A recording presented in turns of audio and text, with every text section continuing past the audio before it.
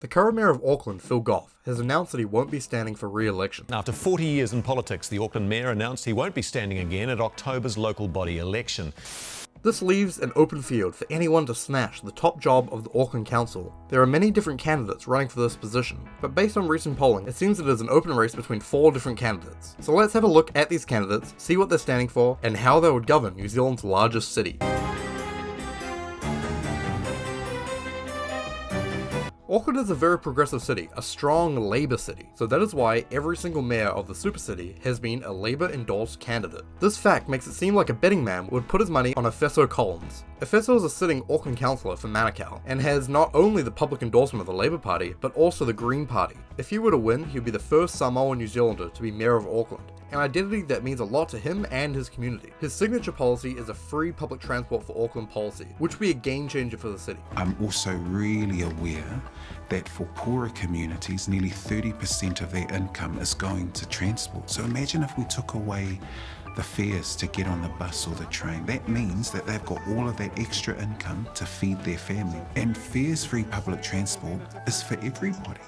It means that we all can get out of our cars. This isn't just for the poor or the rich.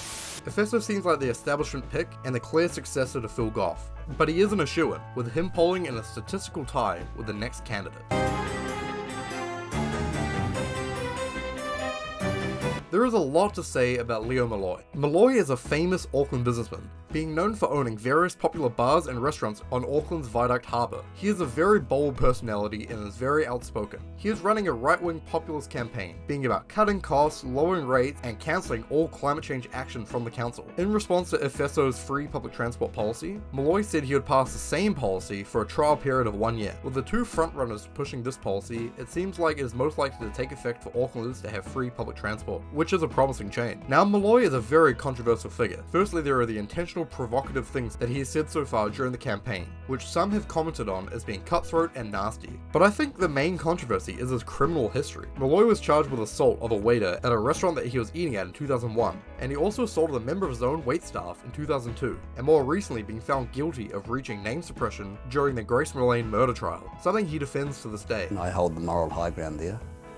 While technically I may have breached and committed a criminal offence, my view is that my actions were for the right reasons, the right causes, and all the feedback that I've had subsequent to that would indicate that I have 99.9% of the population on my side. Even without political experience, Molloy has made a name for himself in this race, and is one of the frontrunners, and has a good shot at winning.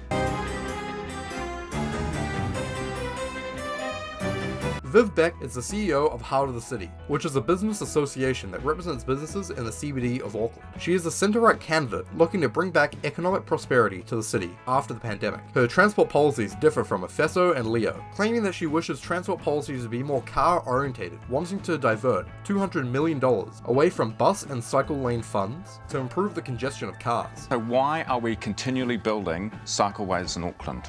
Do you know? Well, I think there are people who do like to cycle. I think there is an increase in the number who have been using them to get around. But the reality is, I think for a lot of people, they see the cycleways empty. So even where you've got growth, and I have seen figures that indicate growth, but it's off a very small base. And I think certainly there are people like recreational cyclists like me that quite like to have a secure space. But I think in terms of taking over huge amounts of road space, there does need to be a stronger case made.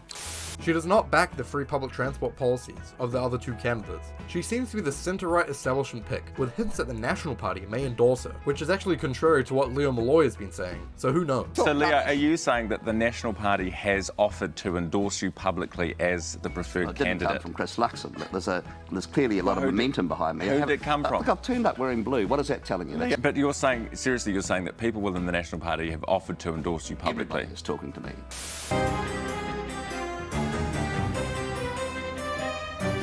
Wayne Brown is the former mayor of the Far North, but recently he's been the chairperson of a working group designed to investigate whether Auckland ports should be moved up north. The policy of moving the ports, which has been a discussion for years now, is a core policy of Brown's, as he wants to clear the roads of cargo trucks and free up Auckland City land that is currently being used by the ports. He is also of the belief that since the creation of the super city, the council has been bloated with costs and high salaries, something he plans to address. Wayne Brown, Vic Beth, and Leo Molloy seem to all be fighting for the spot as the right-wing option, against Efeso's Liberal campaign, currently seemingly splitting the vote from each other. There are other candidates running as well, but at this point it seems that the field is between these four. There are still months to go before the election, so I'll probably be making a few videos about the race in the lead up to this election, sorry to my viewers from outside of Auckland. If I was a betting man, I would think that Efeso comes out on top, but really this is anyone's game at this point and we'll just have to wait and see.